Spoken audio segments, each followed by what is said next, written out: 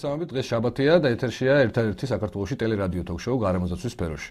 ამას მე ყოველთვის ხაზს გავუსვამ, სანამ არ გაჩნდება მეორე და მესამე, იმიტომ რომ საბოლოო ჯამში შეიძლება კონკურენციის თვალსაზრისით არ იყოს კარგი, მაგრამ ქვეყნისთვის კარგი იქნება, რაც მეტი იარსებებს ისეთი გადაცემები თუ რუბრიკები მაინც, სადაც ისაუბრებენ ერთ-ერთ უმნიშვნელოვანეს საკითხზე, რომელიც ადამიანის სიცოცხლეს, მის ფიზიკურ სულიერ არსებობას უკავშირდება და საზოგადოების ჩართულობის გაზრდის ერთ-ერთი ძირითადი ინსტრუმენტია სწორედ მედია, იმიტომ რომ მხოლოდ ხელისუფლების იმედად ყოფნა კარგი გაგებითაც ალბათ ხელისუფლებისთვის კარგი არ იქნება, იმიტომ რომ ხელისუფლებაზე არ ხდება საზოგადოების მხრიდან გარკვეული თვალსაზრისით ზეწოლა, შეხსენება, მოთხოვნების დაყენება, ნებისმიერი ხელისუფლება შეიძლება გაზარმაცდეს. ეს არის ისეთი ელემენტარული ჭეშმარიტება, რომელიც ყველა ქვეყანაში ამართლებს. ამიტომ მედიას დიდი როლი გააჩნია ყველა სფეროში, მათ შორის გარემოსდაცვაში და ვფიქრობ, ძალიან კარგ საქმეს ვაკეთებთ ამ ხრივაც. დღეს ვისაუბრებთ ერთ-ერთ უმნიშვნელოვანეს თემაზე, ერთ-ერთ უმწვავეს პრობლემაზე, რომელიც გარემოსდაცვის სფეროში არსებობს სოფლიოს მასშტაბითაც და საქართველოში სამწუხაროდ ამ ხრივ კიდევ უფრო მძიმე მდგომარეობა, ვიდრე გავითარებულ ქვეყნებში მით უფრო.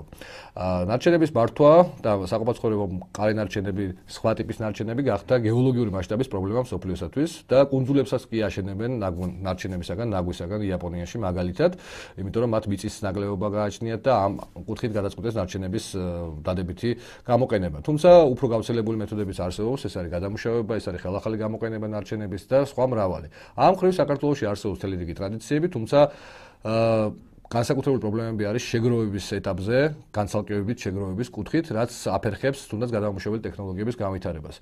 სახელმწიფო ჩვენი სახელმწიფო მეოთხე ხელისუფლება უკვე ჯერჯერობით ვერ ახერხებს ამ სისტემის ამუშავებას, არის ეხლა მცდელობა კანონმდებლობის ასე ვთქვათ მიღებისა, თქვენ წარმოიდგინეთ ამდენი წლის განმავლობაში 25 წელია დამოუკიდებელი საქართველოს არსებობს. საქართველოს არ გააჩნდა დღემდე ნარჩენების მართვის სრულფასოვანი კანონმდებლობა, საკანონმდებლო დონის დოკუმენტიც კი. აი ამ დოკუმენტის შექმნა ეხლა იგეგმება და პრაქტიკულად მიღებულია შეიძლება ასეც ითქვას და მასზეც ვისაუბრებთ ამ სფეროში არსებულ პრობლემებზეც და მე წარმოგიდგენთ ჩვენს სტუმარს.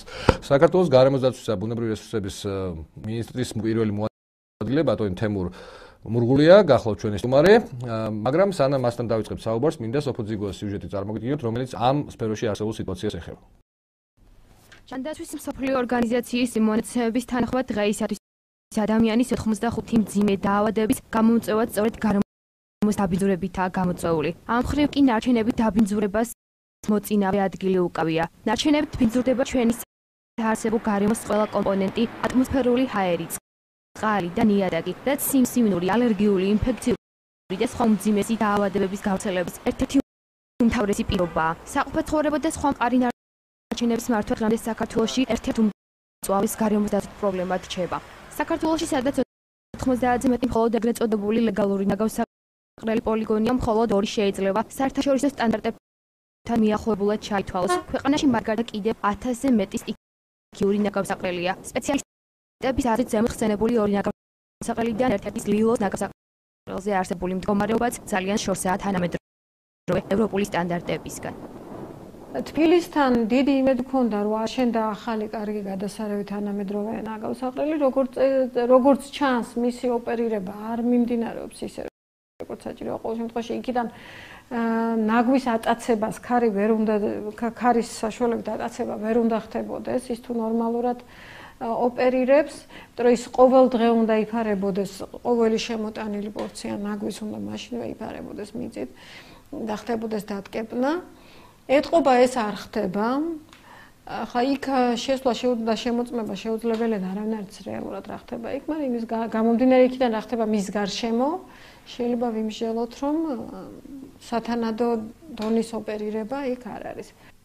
მოქმედ ნაგავსაყრელზე არანაკლები საფრთხის შემცველია ეგრეთ წოდებული დახურული ნაგავსაყრელი პოლიგონები. ამის თვალსაჩინო მაგალითად გამოდგება ეგრეთ წოდებული გლდანის ნაგავსაყრელი, რომელიც ასე ვთქვათ თვალხილული ეკოლოგიური უბედურების ზონად ქმნიდა, თუმცა არც მისი დახურის შემდეგ გამხდარა ის უსაფრთხო გარემოსა და ადამიანების ჯანმრთელობისათვის. მიუხედავად გარკვეული პროგრესისა, თბილისის ბევრ უბანში, განსაკუთრებით კი მის პერიფერიულ ნაწილში დღემდე პრობლემატურ ხასიათს ატარებს ნარჩენების შეგროვება გატანის საკითხიც. ამ მხრივ განსაკუთრებით მძიმე მდგომარეობა კი ჩვენი ქვეყნის რეგიონებშია, განსაკუთრებით სოფლებშია შექმნილი, რომელთა 70-80%-ში საერთოდ არ ხორციელდება ნარჩენების ორგანიზებული შეგროვება. აღსანიშნავია, რომ წელს საქართველოს პარლამენტს განსახილველად წარედგინა კანონპროექტი ნარჩენების მართვის შესახებ, რომელმაც ამ სფეროში უნდა დააწესოს ერთიანი მიდგომები. ის ეყრდნობა ნარჩენების მართვის იერარქიას, ნარჩენების პრევენციას, ხელახალ გამოყენებას, ნარჩენების რეციკლირებას, ნარჩენებისგან ენერგიის აღდგენას, ნარჩენების განთავსებას. ეს ცნობილი იერარქია და აი ძირითადი საფუძველი ქვაკუთხედი თუ შეიძლება ასე ითქვას, ამ კანონ პროექტის გახლავთ აი ეს იერარქია. კოდექსი ითვალისწინებს ნარჩენების ძირითად პრინციპებს, ითვალისწინებს ნარჩენების მართვის დაგეგმარებას, კოდექსი ითვალისწინებს მუნიციპალური ნარჩენების მართვას, სახიფათო ნარჩენების მართვას, ნაგავსაყრელების მართვას, ნაგავსაყრელების კლასიფიკაციას, კატეგორიას, თვითონ ნარჩენების კლასიფიკაციას ევროკატალოგის შესაბამისად, ნარჩენების ნებართვებს და რეგისტრაციებს, ასევე ნარჩენების სახელმწიფო აღრიცხვას და ანგარიშგებას. ნარჩენების მართვის სფეროში აღიარებულ ყველაზე მნიშვნელოვან პრინციპად გარემოსდა მცველები სწორედ ნარჩენების რაოდენობის შემცირებას მიიჩნევენ, რისთვისაც მთავარია მისი რაც შეიძლება მეტი წილი იქნას გადამუშავებული, ხოლო ამ წილის გასაზრდელად ყველაზე ეფექტურ გზად სწორედ მოქალაქეების მიერ მათი საწყის ეტაპზე დახარისხება ითვლება. ყველაზე ცუდი და ყველაზე არასასურველი უბრალოდ რაც ხდება ეხლა ის არის რომ ნარჩენები ყოველგვარი დახარისხების გარეშე გადის ნაგავსაყრელზე. ანუ არ ხდება წარმოშობის წყაროშივე ნარჩენების დახარისხება და იმ სასარგებლო ნედლეულის გამოცალკევება, რომლის გადამუშავებაც შესაძლებელია საქართველოში. მათ შორის არის პლასმასის ნარჩენები, პეტპლასმასი განსაკუთრებით, მაკულატურა და კიდევ სხვა სახის ნარჩენები. გადამწყვეტი როლი მაინც სახელმწიფოს და ხელისუფლებას ეკისრება, რადგან სწორედ მან უნდა უზრუნველყოს ნარჩენების მართვის თანამედროვე, მდგრადი განვითარების პრინციპებზე დამყარებული სისტემის შექმნა, მათ შორის ნარჩენების განცალკევებული სახით შეგროვებისათვის საჭირო ინფრასტრუქტურის შექმნა. ჩვენ დავბრუნდით ეთერში, დღეს ვსაუბრობთ გარემოსდაცვის მინისტრის პირველ მოადგილესთან ერთად ნარჩენების მართვის სფეროში არსებულ მდგომარეობაზე და იმ ცდელობაზე, რომელიც მათი მხრიდან ამ სფეროში ნამდვილად სახეზეა და რამდენად სრულფასოვანია ეს ცდელობა, ანუ ახალი განმავლობის შექმნა, სრულფასოვანი განმავლობის პირველად შექმნა უბრალოდ, ამაზეც ვისაუბრებთ და ვისაუბრებთ ცალკეულ პრობლემებზე, როგორც არის ნაგავსაყრელები, როგორც არის განადის საკითხები, მათი განცალკევებული შეგროვება და ასე შემდეგ. მე მინდა შეგახსენოთ ჩვენი ეთერის ცხელი ხაზის ტელეფონის ნომრები 2-38-103-9, 2-37-103-9 დარეკეთ. კითხვები დაუსვით ბატონ თემურს, გარდა ამისა, მოგვაწოდეთ ინფორმაცია თქვენს უბანში, თქვენს სახლთან, თქვენს სამსახურთან ახლოს ხდება თუ არა სტიქიური ნაგავსაყრელი ან ნარჩენების გატანა რამდენად სრულფასოვნად ხორციელდება, რაიმე პრობლემებს ხო არ წარმოქმნის ამ მხრივ ჩვენ ასეთი ფაქტები ბევრი ვიცით, თუმცა ასეთი ფაქტების გაჟღერება კარგი იქნება როგორც მაყურებლებისთვის, ასევე სხვა ორგანოების წარმომადგენლებისთვის, რომელსაც შეიძლება ეხებოდეს გარემოსდაცვის სამინისტროს გარდა ამ საკითხების მოგვარება. საუბარი მაქვს პირველ რიგში მერიაზე, რა თქმა უნდა, თბილისის შემთხვევაში. ბატონ თემურ, მოდით თქვენი შეფასებით დავიწყოთ კანონპროექტით, თქვენ ხართ ინიციატორი ამ კანონპროექტის მიღებისა, რომელსაც ნარჩენების მართვის კოდექსი ეწოდება. რა კონკრეტული შედეგების მომტანი იქნება მას შემდგომ, რაც ის იქნება მიღებული? ალბათ მალე მიიღებენ, ხო? მოგესალმებით, მინდა მივესალმოთ თქვენს მაყურებელს და მსმენელს და ძალიან დიდი მადლობა გითხრათ სანამ გადავალ ძირითად საკითხზე მოწვევისათვის. თქვენ მადლობა მოგზაურობთ. ჩვენ ძალიან აქტიურად ვცდილობთ მყარი ნარჩენების საკითხის საზოგადოებამდე მაქსიმალურად ინფორმაციულად მიტანას. ვცდილობთ საზოგადოების ჩართულობის გაზრდას, ეს არ არის საკითხი, სადაც სახელმწიფო შეიძლება მარტო იყოს და მარტო მიაღწიოს წარმატებას. საზოგადოების აპატიეთ ერთი ზარი შემოვიყვანოთ და გავაგზავნოთ საუბარი. მოგესალმებით. მე მაქვს თქვენთან ასეთი შეკითხვა. მე უკვე რამოდენიმე ხანია ვაგზავნებ მაკულატურას. მოყავს ყუთებში მაქვს დახარისხებული, მოყავს ცალკე და ესე ფურცლები ცალკე. მაგრამ ვერ მივიტანი, იმიტომ რომ მე თავად არ მაქვს შესაძლებლობა. 80 წლისა ვარ და არ მაქვს საშუალება სადმე მივიტანო. ქალბატონო, ან ჩემი ნომერი ჩაიწერეთ, იმიტომ რომ მართლა კარგ საქმეს აკეთებ და მადლობის მეტი რამე თქვის. ესე იგი 598-731-222, 598-731-222 ჩაიწერეთ. არა, დაგვირეკეთ და რაღაცნაირად დაგაკავშირებთ. ჩვენ რა თქმა უნდა ეს წარმოება ჩვენი არ არის, მაგრამ ვინმესთან დაგაკავშირებთ. გარდა მაგისა, გადამწვარ ელექტრონათურებს ამას არ აგროვებს არავინ. აი, რაც შეეხება ნათურებს, ისინი მათი ნაწილი სახიფათო ნარჩენებში, ასე ვთქვათ, გადის და ითვლება, ამაზეც ვისაუბრებთ. ბატონ თემურ, მოდით კანონის დადებით ხარებზე, რასაც თქვენ დადებით ხარეთ მიიჩნევთ, ამაზე ვისაუბროთ და უკვე წამოვა, როგორც ვატყობთ, კონკრეტული საკითხები თავისთავად. აუცილებლად, თუმცა მე უმორჩილესად ვთქვათ, რომ 5 წუთი მაინც მომცეთ იმისათვის, რომ შევძულო ამ კანონის შესახებ ძირითადი საკითხები განვარცხო. პირველი თქვენ სწორად ბრძანეთ, კანონი არის ახალი, აქამდე ასეთი პრაქტიკა არ ყოფილა და რაც ყველაზე მნიშვნელოვანია, ეს არის ამ მთავრობის, ანუ მე არ გულისხმობ მიმდინარე მენეჯმენტს სამინისტროს ახალი მთავრობის 2012 წლის 1 ოქტომბრის შემდეგ მოსული მთავრობის ინიციატივაა თავიდან ბოლომდე, იმიტომ რომ ამ ტიპის პრობლემები არის ერთ-ერთი საკვანძო, რომელიც საზოგადოებას უნდა მოუგვაროს ხელისუფლებამ, თუმცა საზოგადოების ჩართულობით. რა არის ამ კანონში ახალი, რა არის მნიშვნელოვანი? პირველი, თქვენ მზანებთ, რომ რიგ თვითმმართველობებში არ ხდება ნაგვის გატანის ორგანიზაცია. კანონი ითვალისწინებს პასუხისგებლობას თვითმმართველობების ნარჩენების მართვის გეგმის შემუშავებაზე და მის შემდგომ იმპლემენტაციაზე და რაც ძალიან კარგია ხელისუფლებას და სამინისტროს აქვს რეაგირების ინსტრუმენტები იმისათვის რომ თუ რომელიმე თვითმმართველობა უგულველყოფას აკეთებს ამ ვალდებულების მან მოახდინოს შესაბამისი რეაგირება და უბიძგოს ან აიძულოს კიდევაც ასეთი თვითმმართველობები სრულფასოვნად შეასრულონ ასეთი რა ვადები მიეცემათ მათ საამისოდ? იმიტომ რომ დღესდღეობით უმრავლესობაში არ ფუნქციონირებს ეს სისტემა საერთოდ. არ ფუნქციონირებს, იმიტომ რომ კანონი არ არის ამოქმედებული. კანონი რაღაც ვადას აძლევთ, რომ ეს რა თქმა უნდა ჩვენ მივცემთ გონივრულ ვადას გამოსწორებისთვის და არა მარტო ვადას, ანუ აქ ძალიან მნიშვნელოვანია ყველას ესმოდეს, რომ ჩვენ მხოლოდ მოთხოვნის რეჟიმში არ ვიქნებით თვითმმართველობებთან მიმართებაში, ჩვენ თვითმმართველობებს თავაზობთ თვითონ გეგმის მომზადების სფეროში დახმარებას, თავაზობთ სპეციალისტების მომზადებაში დახმარებას, თავაზობთ ასევე დახმარებას ტექნიკური უზრუნველყოფისთვის და მოგეხსენებათ შესაბამისი მანქანის და შესაბამისი ურნების გარეშე პრაქტიკულად, ესე იგი ნებისმიერი ტიპის განათლება ან ინფორმაცია არაადეკვატურია მხოლოდ იმისთვის, რომ ეს პრობლემა აღმოფხვრათ. თუმცა ისევ და ისევ თუ რომელიმე თვითმმართველობა იქნება უპასუხისმგებლო თავის მოქალაქეების მიმართ ჩვენ გვექნება და გვაქვს კიდევაც ამ კანონის მიხედვით ინსტრუმენტები. კანონი პირველი მოსმენით კომიტეტებზე მოსმენლია და მიღებულია, მოწონებულია მომდევნო კვირაში მე როგორც საპარლამენტო მდივანი პირველი მოსმენით უკვე საპარლამენტო სესიას წარუდგენ ამ კანონს. რა არის კიდევ ერთი ძალიან მნიშვნელოვანი იყო თქვენ სიუჟეტში რომ პრობლემა არის პლასმასის წინასწარი დამუშავება მარტივად ვთქვა, მათ შორის პლასმასის აღდგენა ქაღალდის აღდგენა იმისთვის რომ ამ პრობლემის ძირითადი ნაწილი გადაწყდეს, ანუ საიდანაც მოდის არსი პრობლემის გადაწყდეს, ჩვენ შემოგვაქვს არა დაუყოვნებლივ, რა თქმა უნდა, ეტაპობრივად შემოგვაქვს ორი ძალიან მნიშვნელოვანი ასპექტი, ეს არის სეპარაცია, რომელიც მომდევნო 3 წლის მანძილზე ამოქმედება მთელი საქართველოს მასშტაბით. არა, ადგილზე სეპარაცია, ანუ იქნება განცალკევებული ურნები. რასაც ქვია სეპარაცია. საქართველოს ტერიტორიაზე? მთელი საქართველოს ტერიტორიაზე ჩვენ მომდევნო 3 წლის მანძილზე ეტაპობრივად ავამოქმედებთ სეპარაციას. და გახდება 3 წლის თავზე სავალდებულო? 3 წლის თავზე ყველა ამოქმედებიდან 3 წლის თავზე ყველა თვითმმართველობა დაიწყებს სეპარირებას. კარგით, მოდით ასაკავსვამ რომ ეს არ იქნება ევროპული სეპარირება 4, 5 და 7 ურნითაც. აბა რამდენი ნაწილად? 2-სა და 3 შორის მიდის ახლა არსებითად განხილვა. რატო 2-3 და რომელი 2-3-ია ეს უკვე? აი მამაში ამიტომ გეუბნებით 2-3-ის განხილვა მიდის. ერთი ყველა ვარიანტი ეს იქნება აღდგენადი, რაც არის და ამაში ალბათ მოხდება პლასმასის შუშა ქაღალდი.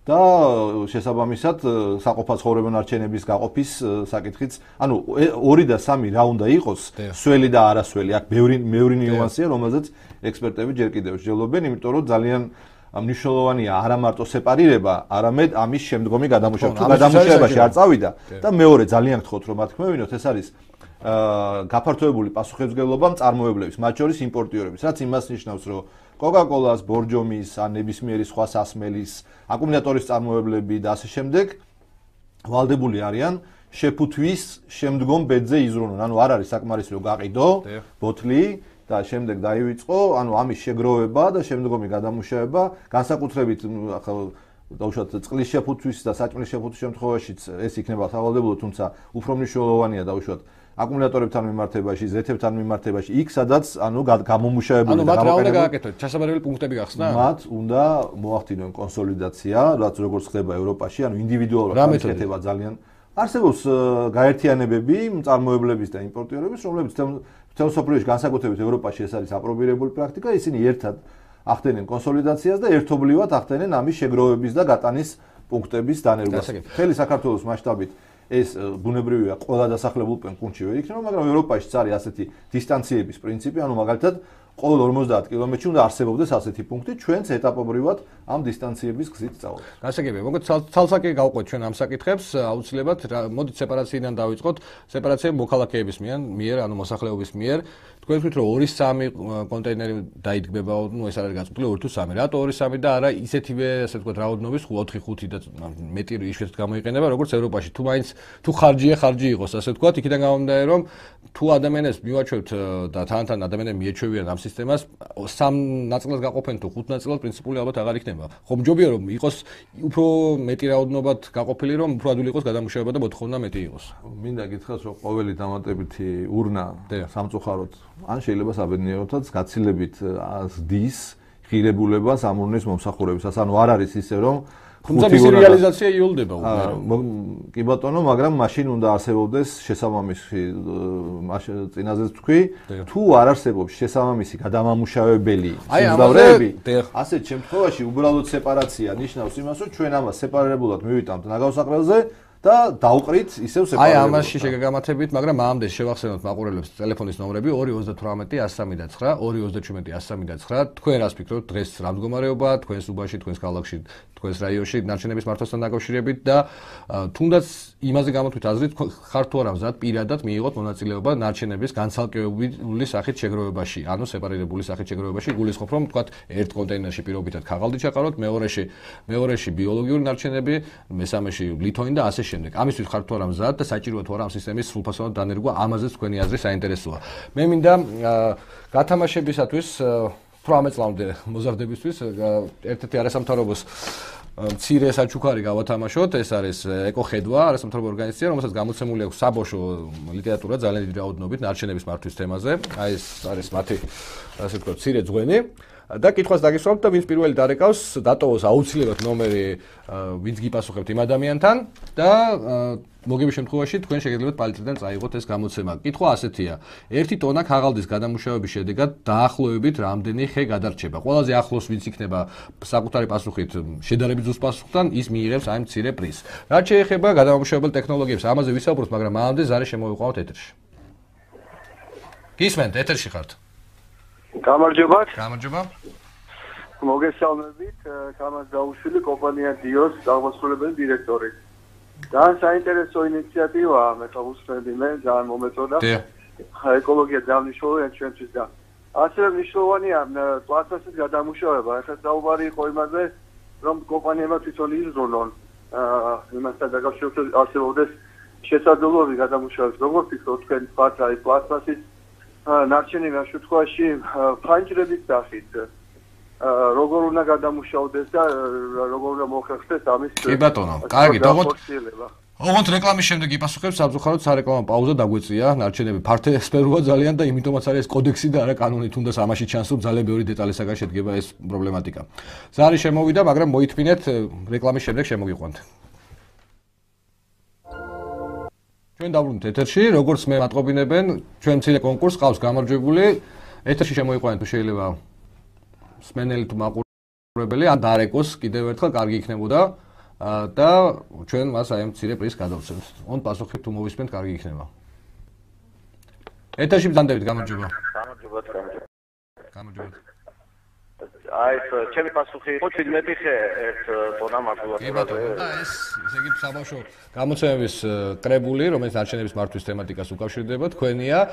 მას დავტოვებთ საეთეროში და თქვენ ესე იგი თქვენ ნომერს თუ ჩააწერინებთ ახლა როცა გახვალთ ეთერიდან, დაგიკავშირდებიან აუცილებლად. დიდი მადლობა, რომ ხართ აქტიური და გიყვართ ბუნება და იცავთ მას. ის ჩვენც გვჭირდება გარდა ცხოველებისა და მცენარეებისა. ბატონ თემურ, თქვენ თქვით რომ მრავალი სახის 4, 5, 6 სახის ნარჩენებად შეგროვებას დიდი აზრი არ აქვს, იმიტომ რომ საკამათოა გადამუშავებელი ტექნოლოგიები და მათი გავრცელება საქართველოშიო. მე რამდენადაც ვიცი, ქაღალდზე არსებობს მოთხოვნა, მაგრამ შეგროვების პრობლემა, იმიტომ რომ არ ხდება მათი განცალკევებით ურნებში მოთავსება.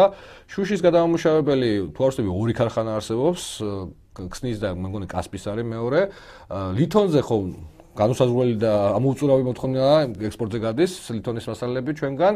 აი რისი გადამუშავება გახდა პრობლემატური? მე კიდევ ერთხელ დავაზუსტებ ბანალაშა. მე ვთქვი რომ სეპარაციას მანამდე არ აქვს აზრი, სანამ შესაბამისი გადამამუშავებელი სიმძლავრეები არ გამოჩნდება. ხო და ხომ არსებობს მეთქი, აი თქვენ შეაფასეთ კვლევა ჩაატარეთ ამ ხრევ? ჩვენ ძალიან აქტიურად ამით ინტერესდებით.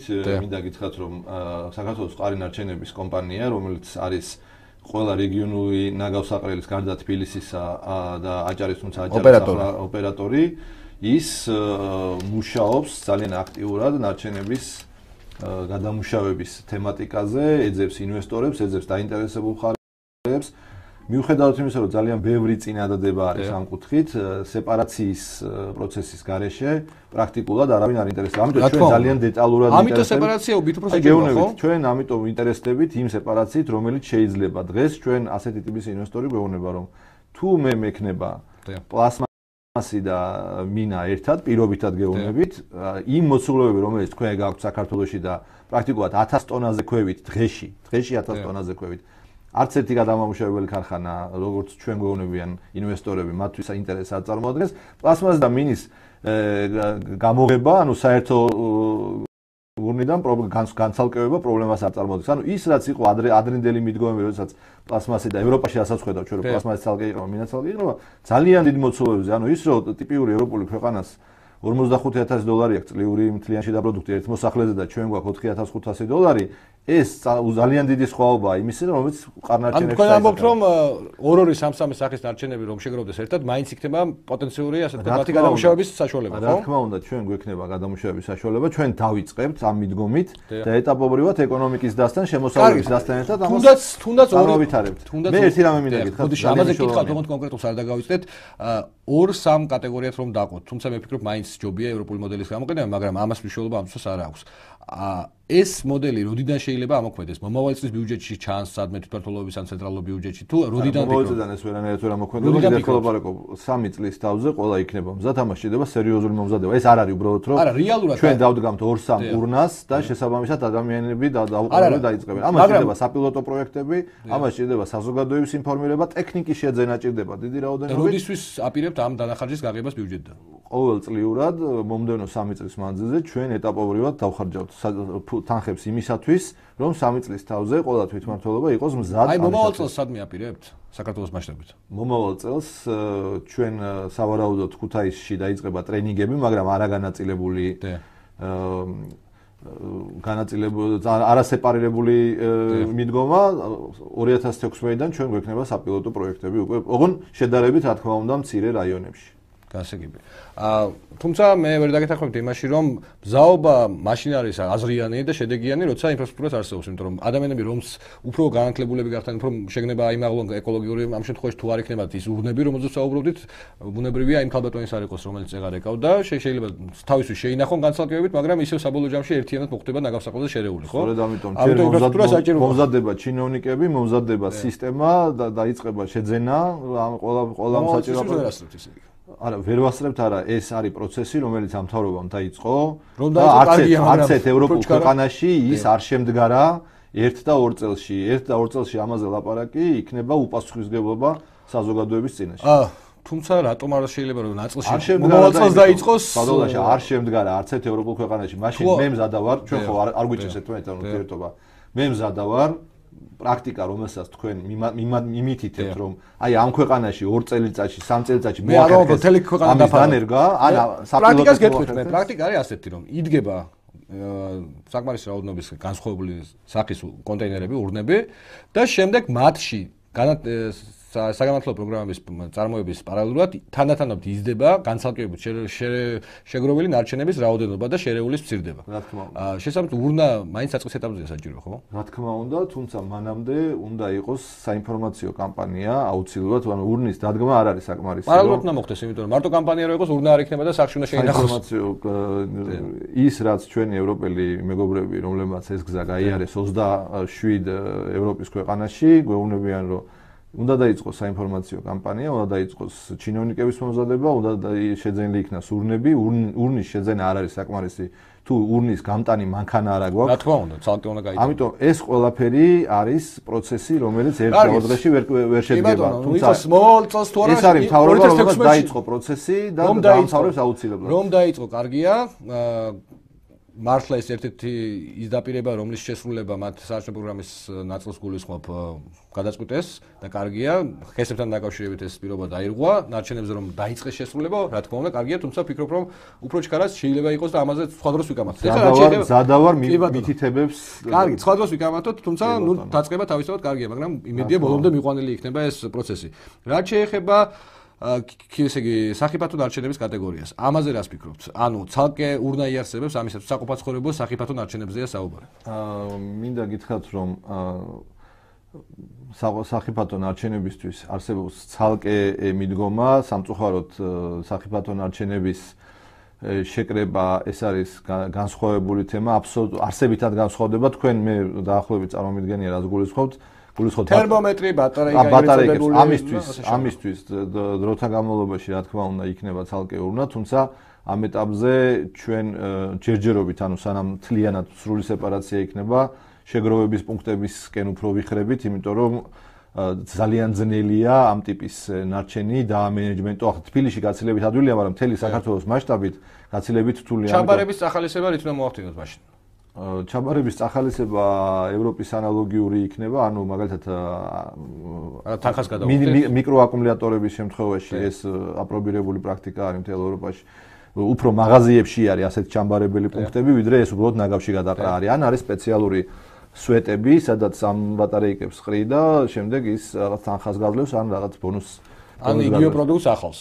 დიახ, ანუ შესაბამისად ამ ტიპის მიდგომა უფრო გონივრულად გვესახება დღევანდელი გადმოსახედიდან სოციალურ-ეკონომიკური რეალობის შეფასებით, ვიდრე ძალიან მასშტაბური. მე ერთი რამე მინდა გითხრათ. ამ ხრივ ხომ არ აქვს ვადები ძალიან რთულია საკითხი, რომელიც ეხება თანხის დადგენას, ფასის დადგენას ამ ნარჩენებისა. დღეს საზოგადოება რასაც იხდის ფასს, მე ვიცი რომ არაპოპულარულ თემაზე ვსაუბრობ ახლა, მაგრამ რასაც იხდის 50 წელს რაიონებში ნარჩენების გატანისას, ეს თანხა არის აბსოლუტურად არაადეკვატური იმ ხარჯებისა, რომელიც საოპერაციო კომპანიებს და სახელმწიფო საოპერაციო კომპანიებს გულისხმობდა, არა კერძო კომპანიებს, იმიტომ რომ მათ შეიძლება მოგების არაადეკვატური მარჟა ჰქონდათ. სახელმწიფო კომპანიებსაც კი ძალიან უჭირთ იმ თანხებში, ანუ პრაქტიკულად ყველგან ეს არის სუბსიდირებული პროცესი. ჩვენ შეიძლება თავი მოვიტყუოთ და ვთქვათ, რომ დაუშვათ მე არ ვიხდი თანხას 50 დეცემბერს, მაგრამ გადასახადები, რომელსაც ჩვენ ვიხდით,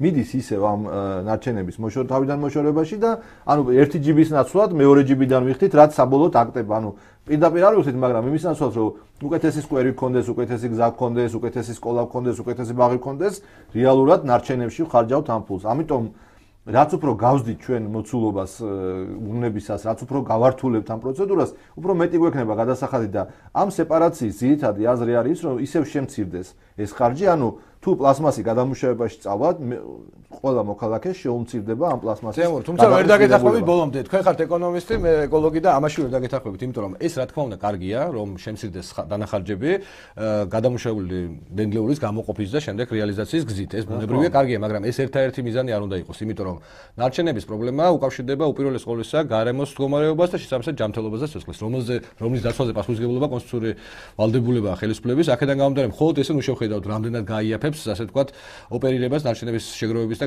განთავსების სისტემისა, იმიტომ რომ მას სხვა ფუნქციებიც აქვს. ეს არის ადამიანის ჯანმრთელობის გადარჩენა, დაცვა, თუნდაც ისეთი მძიმე დაავადებებიდან, როგორც არის ონკოლოგიური დაავადებები, იმიტომ რომ ნარჩენების განთავსების ადგილები, პოლიგონები, რომელზეც ასევე მინდა საუბარი, წარმოადგენს მათ შორის ონკოლოგიური დაავადებების მაპროვოცირებელ ფაქტორს, იმიტომ რომ წვა, განსაკუთრებით ნარჩენების წვა, სადაც ხდება და ესეთი ბევრია, წვის პერიოდში გამოიყოფა დიოქსინები, რადიოორგანული დამამიძვრებლები, რომლებიც დამტკიცებულად კიბოს იწვევენ და სხვა სიმსივრო დაავადებებს, ხო? ამიტომ ასე ნუ ვიტყვით, რომ მხოლოდ ეკონომიკური ფაქტორი არ არის აქტიურ.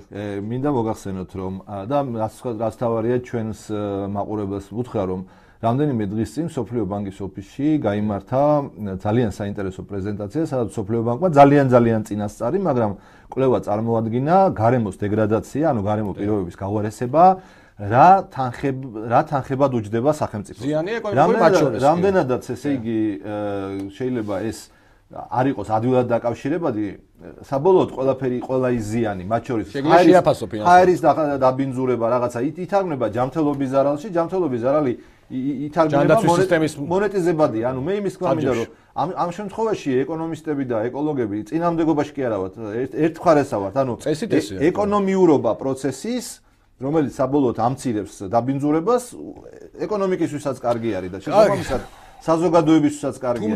თუმცა მწვანე ეკონომიკა, მოდით ერთ რამეს ვთქვა. მწვანე ეკონომიკა ეს არ არის მარტო ეკოლოგების ინტერესი, ეს არის ეკონომისტების ინტერესი და ეს არის კონკურენტუნარიანი ეკონომიკა. შესაბამისად ჩვენ მწვანე ეკონომიკისკენ, იმიტომ კი არ ვისწრაფვით მხოლოდ რომ ეს კარგია და ჰუმანურია. ჩვენ იმისთვის ვისწრაფვით, რომ ჩვენი ქვეყანა იყოს კონკურენტუნარიანი მსოფლიო ბაზარზე. თუმცა ადამიანის სიცოცხლე ასე მნიშვნელოვანია მისი თანხაში გადაყვანა.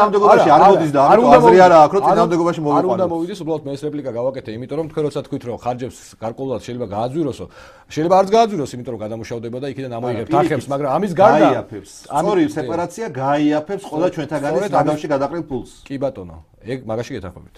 უბრალოდ ისე გამოგივიდეთ წერან.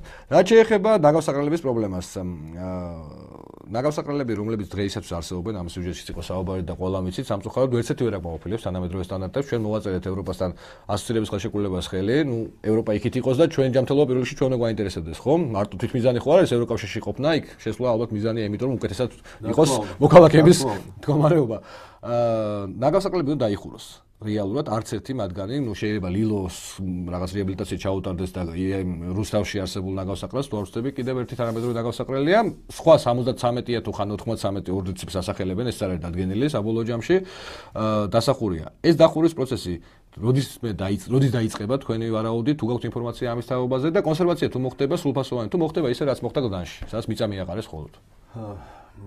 პირველ რიგში ძალიან მწუხარ რომ ჩვენი ინფრასტრუქტურის და რეგიონული განვითარების სამინისტროში მუშაობის პერიოდში გაწეული უზარმაზარი ძალისხმევა რამდენიმე ნაგავსაყრელის დახურვაზე და შესაბამისად ევროსტანდარტებით მათ მოქცევაზე დარჩა საზოგადოების ყურადღების თუ არის რომელიმე მათგანი თელავში დაიხურა ნაგავსაყრელი, ქუთაისში მოხდა არსებითად ტრანსფორმირება, იმიტომ რომ ვერ ხურავ ჯერ ქუთაისში, ჯერ იდეას მოგახსენებთ. იდეა არის შემდეგი. თქვენ რას უწოდებთ დახურვას, ესეც გითხარით. მოგახსენებთ.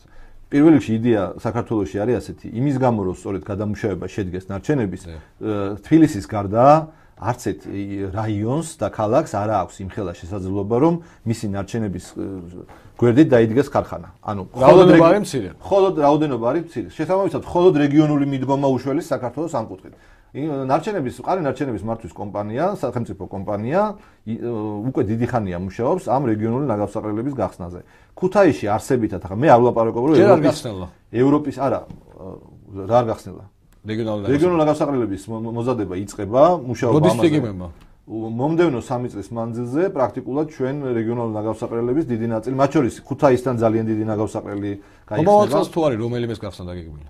ფადოლაში 1 და 2 წელიწადი რო ყოფნიდეს ასეთ დიდ პროცესებს ძალიან კარგი იქნება რა ნაგავსაყრელის მომზადება არც ერთ თული არ არის. მინდა დაგარწმუნოთ რომ ნაგავსაყრელი კარგი ნაგავსაყრელის მომზადება ეს არის ძალიან რთული სამუშაო, ჯერ ერთი იმიტომ რომ ადგილმდებარეობის შერჩევა, მაგრამ ისიც შეიძლება არა მარტო ადგილმდებარეობის შერჩევა. დავიწყოთ იმით რომ კარგი ნაგავსაყრელი საჭიროებს წინასწარ მომზადებას იმისათვის რომ იქ დაყრილმა ნაგავმა არ გაჟონოს მიწაში. მაგრამ ერთი წელი ამისთვის სრულიად საკმარისია. სამუშაოები ცნობილია ჩვენ. მე მზადა ვარ, კიდევ ერთხელ ვარ, ძალიან საინტერესო ინფორმაციებს გებულობ თქვენთან და ეფექტიანობასთან მიმართებაში, ჩვენი მუშაობის ეფექტიანობასთან მიმართებაში მიჩნდება. თქვენი ინფორმაციით ევროკავშირში რამდენი ხანი აშენებენ ერთ ნაგავსაყრელს? 2-3 წელი მიმდინარეობს მთელი პროცესი ნაგავსაყრელის დაპროექტებიდან და ამუშავებამდე. წელიწადში გახსნილიც მინახავს და წამიკითხავს და მე მზადა ვარ, კიდევ ერთხელ ვარ, იმდენად დამაეჭვეთ ჩვენი მუშაობის ეფექტიანობაში, რომ მზადა ვარ ნებისმიერი. ანუ მე რას ოფიციალური ინფორმაცია იმასთან დაკავშირებით, რომ სხვაგან შესაძლებელია უფრო სწრაფად ხდებოდეს ეს ყველაფერი. დაპროექტებაზე მინდა გითხრათ, დაპროექტება მინიმუმ 6 თვე მიმდინარეობს ნაგავსაყრელის, მხოლოდ იმიტომ, რომ ძალიან ბევრი ნიუანსი, მაგალითად ნაგავსაყრელი არ არის რომ მანქანა შევიდა და დაყარა. კიდევ ერთხელ ვაპარაკობ, ჯერ მზადდება ქვედაფენა. იქ წყალგაუმტარი ფენა და დრენაჟი. მიუხედავად იმისა, რომ წყალგაუმტარი ფენა მზადდება, დრენაჟირება მზადდება. დრენაჟირების მერე გაზის გამოყოფის დამჭერები. ანუ კიდევ ერთხელ ვაგე, ეს არ არის რომ შევიდნენ ტრაქტორები, მოასუფთავეს მიწა და გაარქვეს ნაგავსაყრელი. დრო ჭირდება, თუმცა საკამათოა 1 წელი ყოფა თუ 2. მომავალ წლის ბიუჯეტში არ გვაქვს ეს. არა, როგორ არა გვაქვს, როგორც მახსოვს, მე უკვე წამოსული ვარ ინფრასტრუქტურის სამინისტროდან, მაგრამ საპროექტო დონეზე 15 მილიონი ლარი იყო ყარი ნარჩენების კომპანიისთვის მიმდინარე წელს ნაგავსაყრელების მუშაობის დასაწყებად. თუმცა ჩვენ ზოგადად იმედი გვაქვს, რომ გაცილებით დიდი რაოდენობით იქნება დახმარება საერთაშორისო დონორების მიერ, იმიტომ რომ საქართველოს მიმდინარე სოციალურ-ეკონომიკურ პირობებში საკუთარი სახსრებით იმ სტანდარტებზე გასვლა ძალიან გაუჭირდება. საბედნიეროდ მთელი მსოფლიო დაინტერესებულია მყარი ნარჩენების პრობლემის მოგვარებაში და ჩვენ ძალიან ტრადიციული პარტნიორები გვეხმარებიან ამაში ძალიან აქტიურად. ხო, თუმცა მხოლოდ სხვისი მეძე ყოფნას არ ივარგებს. მე ხო არ მithქვია რომ მხოლოდ სხვისი მეძე ვარ. სახელმწიფოც უნდა გაიგოს ალბათ. სახელმწიფო აუცილებლად აფიქსირებს თავის ინტერესს. მინდა უთხრა არაერთხელ მithქვამ სხვადასხვა მედიაში და თქვენს შემთხვევაშიც მინდა ვთქვა, ეს არის საკითხი, რომელიც პრემიერ-მინისტრის უშუალო კონტროლზეა აყვანილი. რა თქმა უნდა, ის უშუალოდ აკონტროლებს ამ პროცესს და შესაბამისად არავის არ აქვს სურვილი პრემიერ-მინისტრის წინაშე ქმედუნაროდ გამოჩნდეს და ამიტომ ყველა ძალიან მოტივირებულია ამ პროცესში. 2016-ში უკვე დამთავრებულ ნაგავსაყრელებს ნახავთ? რა თქმა უნდა, ისევე როგორც 2015-ში ნახავთ პროცესებს ნაგავსაყრელებზე მუშაობის. და ჩელავის ნაგავსაყრელი დაიხურა და იქ პრაქტიკულად სუნის და გაფანტვის პრობლემა მოისპო. რა თქმა უნდა, იქ გადაფარვები და ყველაფერი უნდა გაკეთდეს. ქუთაისში ნიკიას მოსახლეობის მადლობები არც ერთხელ არ გაჟღერდა ტელევიზიაში, ეს არის ძალიან ცუდი, თუმცა ჩვენ გქონდა ამის მცდელობა, რომ გვეჩვენებია. ქუთაისშიც ის რაც ხდებოდა ქუთაისის ნაგავსაყრელზე აღარ ხდება. არა მარტო წვა არ არის, პრაქტიკულად დაიფარა ზედაპირი, ის ცელოფნების ფრენა და საშინელი სუნი აღარ არის, თუმცა რა თქმა უნდა, კიდევ ერთხელ ვარაუგებ, იქ დასარგავია ბალახი. აი ამაზე კითხავთ. გასაკეთებელია დრენაჟი, გასაკეთებელია გაზის კი ბატონო, გასაკეთებელია. ეს საკმაოდ რთული პროცესებია. მოდით მაყურებელს კიდევ ერთხელ შევახსენოთ ტელეფონის ნომრები 238-139 და გეტყვით თქვენს და ბატონ თემურს შევახსენებ კიდევ ერთხელ. მხოლოდ ხეების დარგვა ალბათ ამას არ გულისხმობდით, თქვენ გულისხმობთ იმას, რომ პროექტირება ჭირდება დახურვასაც, ხო? როგორც აშენებას, ასევე ჭირდება კონსერვაციის პროექტი. რა თქმა უნდა. კონსერვაციის პროექტი ჯერჯერობით რომელიმე ნაგავსაყრელთა მემართებაში ფიზიკურად თქვენამდე მოვიდა? გარემოს სამინისტრო ხო უნდა იყოს ჩართული ამ ექსპერტიზაში, ეკოლოგიურ ექსპერტიზაში ამგვარი საქმიანობის? კონსერვაციის პროექტი იხილება ქუთაისისთვის ჯერჯერობით, რაც ჩემთვის არის ცნობილი. და ასევე რამდენიმე რაიონული ნაგავსაყრელის დახურვაზე თვითონ შიგნით მიდის მუშაობა ყარინარჩენების კომპანიაში იმისათვის რომ შემდეგ უკვე ჩვენთან ეს დასრულებული და ჩამოყალიბებული სახით იქნას წარმოდგენილი. სახელმწიფო კომპანიის შექმნა რატო გახდა საჭირო? სახელმწიფო კომპანიის შექმნის მთავარი რაციონალი მდგომარეობს იმაში, რომ არც ერთ კომერციულ ორგანოს არ აქვს ინტერესი მნიშვნელოვანი მოგების გარეშე იმუშაოს ნარჩენების თემაში და ჩვენ სამწუხაროდ ისევ და ისევ ხაზი მინდა გავუსვა ამას იხდის მოსახლეობა ამ თანხებს და ჩვენ კომერციული ოპერატორი მყარინარჩენების თემაში მანამ სანამ გადამუშავება არ შემოვა ქვეყანაში და სანამ კომერციული რაციონალი არ გაუჩნდება ამ თემას მანამდე ბუნებრივია ჩვენ ვერ მივცემთ საშუალებას კომერციულ ორგანიზაციებს რომ მხოლოდ მოგების კონტექსტ ანუ შეკრების და განთავსების კონტექსტში მოგება ვერანაირად ვერ იქნება ჩადებული. ეს შეიძლება მხოლოდ იყოს ჩადებული გადამუშავებაში და თუ იქნება ინვესტორი გადამუშავების, ჩვენ ძალიან დიდი სიამოვნებით გამოცხადებული აქვს ყარინარჩენების კომპანიას ინტერესთა დაფიქსირება, მიუხედავად იმისა, რომ ზეპირად ძალიან ბევრი ინვესტორი აფიქსირებს ინტერესს, არც ისე ადვილი არის ამ გადამუშავებელი საწარმოს შექმნა მინდა დაგარწმუნოთ. საწარმოს შექმნა გადამამუშავებელი რა საჭიროა? ხო არსებობს თბილისში ქაღალდის ფაბრიკა, რომელიც არის ისანში. როგორც მე ვიცი, ის 10-15% იყო დატვირთული ნედლეულით, იმიტომ რომ ვერ აგროვებს. თუ სეპარაცია მოხდება, ბუნებრივია მას ექნება სურვილი რომ წაიღოს ხო ეს მასალა? რა თქმა უნდა, მაგრამ ჩვენ ქაღალდის გადამუშავებაზე კი ვლაპარაკობთ. ლითონზე თქვით რომ ლითონზე არის მოთხოვნა ექსპორტზე გადის. ვლაპარაკობთ იმ ნარჩენების გადამუშავებაზე, რომელიც უკვე ყველა სეპარაციის და ყველა ამოკრების აღდგენის მიღმა დარჩა, თორე ის რაც აღდგენადია, იგივე პეტი, იგივე ქაღალდი, მეტალი, თუმცა მეტალი მინდა დაგარწმუნოთ, რომ ნაგავში, ანუ ყარინარჩენებში მეტალის შემადგენლობა იმდენად მიზერულია, რომ მისი ცალკე სეპარირების საკითხი საერთოდ არ დგას. ანუ აქ არის პლასმასის თემა ძალიან მნიშვნელოვანი, აქ არის შუშა, აქ არის ქაღალდი. და ორგანული განიხილება, რასაც უკაცრავად და სველი მასა ქვია, ანუ ორგანული განიხილება ცალკე, ანუ პრაქტიკულად ის რაც საბოლოოდ დასამარხად უნდა წასულიყო, იქიდან ენერგიის აღდგენაზეა საუბარი, თორე ეს ის რაც გამოღებადია და აღდგენადია, ის ცალკე თემა არის აბსოლუტურად. თუმცა დღეს იმის გამოღებაც არ ხდება. მინდა გითხრათ, რომ პრაქტიკულად ძალიან შემცირებულია პლასმასის მოცულობა, იმიტომ რომ ჩამბარებელი თუმცა სტიქიურ ხასიათს ატარებს ეს მაინც დღეს. ხო, მოდით ასე ვთქვათ, ბიზნესის რეგულირების სურვილი თუ ეს ბიზნესი საშიში არ არის გარემოსთვის და საზოგადოებისთვის ჩვენ ნაკლებად შეგროვებისთვის არის საშიში. ინფექციური დაავადებების თქვა თუ არაფერი და ეს როგორ ხდება ყველას გვინახავს სამწუხაროდ ნაგავში. ნაგავში როგორ ეძებენ ბოთლებს სადაც არის წვა, იქ სადაც არის გადამუშავება, ყოველთვის ხდება გარემოზე ზემოქმედების შეფასების დოკუმენტის გაცემა, ამიტომ ასე სტიქიურობას მე ვამბობ შეგროვების პროცესი, არა გადამუშავება. არა, შეგროვების პროცესი, მოდით ასე ვთქვათ, ყველგან შეიძლება ადამიანმა საკუთარ თავს ავნოს. ჩვენ გვაქვს გარემოსდაცვითი ინფორმაციისა და განათლების ცენტრი, რომელიც ზუსტად იმაზეა ორიენტირებული, რომ მათ შორის ბევრ სხვა კარგ საკითხთან ერთად, მათ შორის მყარი ნარჩენების შეგროვების და განთავსების პროცესში რა რისკები არსებობს, ამის შესახებ საზოგადოებას ინფორმაცია მიეღება. კარგით, მოდი გატანის თემას დავუბრუნდეთ. თქვენ თქვით რომ რაღაც გონიერულ ვადაში უნდა დაიწყოს ყველა მუნიციპალიტეტში, ყველა რაიონში, ყველა სოფელში შესაბამისად შეგროვება ნარჩენების. წელს მე მომიწია ყოფნა ფშავში ჩარგალში ვაჟებშევა სახმუზეუმიდანაც კი ნაგავი ვერ გააქვთ, იმიტომ თვითონ მუზეუმის კოლექტივი და ხელმძღვანელობა აგროვებს ამას ერთ ადგილას, მაგრამ გამტანი ამ ნარჩენებს არავინ არ არის იქიდან დღესაც კი ეს მაშინ როცა ვაჟებშევას მიმართ პატრიოტიზმი განსაკუთრებული უნდა ქონდეს და ტურიზმზე თუ ლაპარაკობთ, ტურიზმის თვალსაზრისითაც ერთ-ერთი ალბათ თვალსაჩინო ადგილი უნდა იყოს. როდის შეიძლება ველოდოთ ჩვენ კონკრეტულად ასე ვთქვათ მუნიციპალიტეტების მიერ ამ ვალდებულების შესრულებას დაახლოებით? პირველ რიგში ძალიან შეშფოთებული ვარ ჩარგალთან დაკავშირებული ინფორმაციით. ორი თვის წინ ვიყავი. მე ვიყავი დაახლოებით 2 თვეზე ნაკლები დროის წინ ვიყავი მეც ჩარგალში და ყოველ წელს დავდივარ და მინდა გითხრათ რომ ნაგავი მანდამაინც არ შემიჩნევია ვაჟას. თვითონ სახმუზეუმის წარმომადგენლებმა გვითხრეს და ნახეთ ჩვენ თვალით. თუმცა თვითმმართველობას, ანუ მას მერე ეთყობა გატანილი იყო, რაც მე, მაგრამ ეს არ არის თავარი ბუნებრივია ახლა მოდით პირდაპირ თქვა. რა თქმა უნდა ძალიან ბევრი განსაკუთრებით სოფლად ნარჩენების შეგროვების და გატანის თემა პრაქტიკულად არ არის იმპლემენტირებული. სწორედ ამიტომ კიდევ ერთხელ მინდა გავიმეორო ჩვენ არ ვლაპარაკობთ რომ ჩვენ ახლა დავწერთ იცით რომ სამინისტრო არის პოლიტიკის შემქმნელი. გატანის თემა პრაქტიკულად თვითმმართველობების და ინფრასტრუქტურის სამინისტროს კონტექსტში ხდება, მაგრამ ეს იმას არ ნიშნავს რომ ჩვენ დავწერეთ და დავივიწყეთ.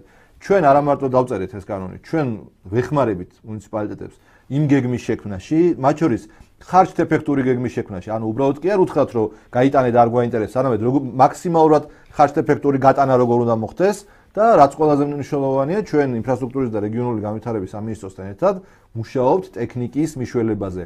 დონორებთან გვაქვს ამაზე საუბარი, ძალიან აქტიური და რიგი ჩვენი პარტნიორები მზად არიან ამაში ჩაერთონ და რაც თავარია სახელმწიფო სადარი და რეგიონების განვითარების ფონდი მუშაობს იმაზე, რომ ამ მიმართულებით მიეხმაროს თვითმმართველობებს. ეს არ არის სტიქიური პროცესი, ეს არის ძალიან კარგად გააზრებული სახელმწიფოს მხრიდან და ჩვენი დონორების მხრიდან. თუმცა უფრო კონკრეტულ ვადებს შემდგომ იმედია გავიგებთ მომავალში მაინც, იმიტომ რომ ვადები მაინც მნიშვნელოვანია. ეს სიტყვაზე იმერეთის რეგიონში 15 წელს დასრულდება, 16 წელს დასრულდება, სამეგრელოში და ასე შემდეგ თუ აი რა გრაფიკით შეიძლება დასრულდება 2025 წელს, იმიტომ რომ ამის დასრულება 1-2 და 5 წელს შეუძლებელია.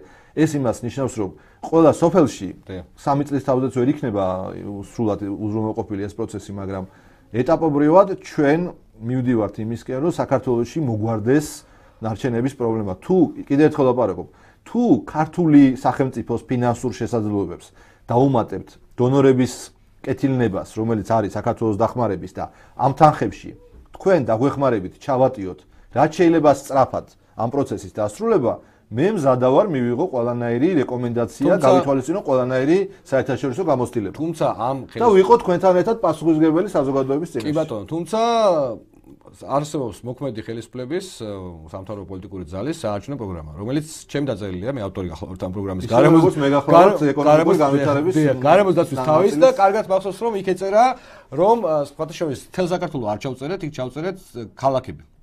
საქართველოს ქალაქებში 4 წლის განმავლობაში იგულისხმებოდა, იმიტომ რომ 4 წლიანი პერიოდით დაირჩა ხელისუფლება, უნდა მოგვარებულიყო სეპარაციული შეგროვების სისტემის შექმნა. ანუ 4 წელიწადში ქალაქებში მაინც მივიღებს ჩვენ სეპარებულ ნარჩენებს? ბალოლეშა, ალბათ, როდესაც თქვენ ამას ამზადებდით, გქონდათ საფუძველი იმისი, რომ ეს 4 წელი ყოფილიყო. შესაძლებლობა რა თქმა უნდა ამ პოლიტიკურ ჯგუფთან. განვითარების პლატფორმის ავტორი იქ იმავე პროგრამაში და მინდა გითხრათ, რომ იქ რაც გვიწერია, ყველაფერს ძალიან კარგად მივყვებით. რაც შეეხება ქალაქებში ხა ეს ხუმრობით, რა თქმა უნდა, რაც შეეხება ქალაქებში ხა ჩვენი ამოცანა რა თქმა უნდა არის, რომ მაქსიმალურად